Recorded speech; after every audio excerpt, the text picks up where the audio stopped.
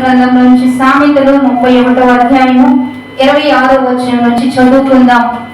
జ్ఞానము కలిగి తన నోరు తెరచును, కృపగల ఉపదేశము ఆమె బోధించును. ఆమె తన ఇంటి వారి నడకలను బాగుగా కనిపెట్టును.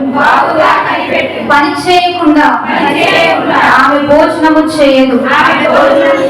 ఆమె కుమారులు లేచి ఆమెను ధన్యురాలందరూ. చాలా మంది కుమార్తెలు పతివ్రత ధర్మము అనుసరించి ఉన్నారు గాని వారందరినీ నీకు మించిన దానవని ఆమె పెనిమిటి ఆమెను పొగుడును. అందము మోసకరము, సౌందర్యము వ్యర్థము.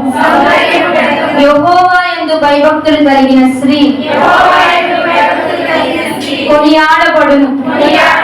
చేసిన పనిని బట్టి అట్టి దానికి ప్రతిఫలం ఇయ్యదగును. గౌనుల యొద్ద ఆమె పనులు ఆమెను కొనియాడును. దేవుడు ఈ వాక్య భాగాన్ని దీవించి ఆయన సన్నిధిలోకి వచ్చి ఈ మాటలు చెప్పిన ప్రతి ఒక్క దేవుని బిడ్డను దేవుడు దీవించి ఆశీర్వదించును గాక. అందరం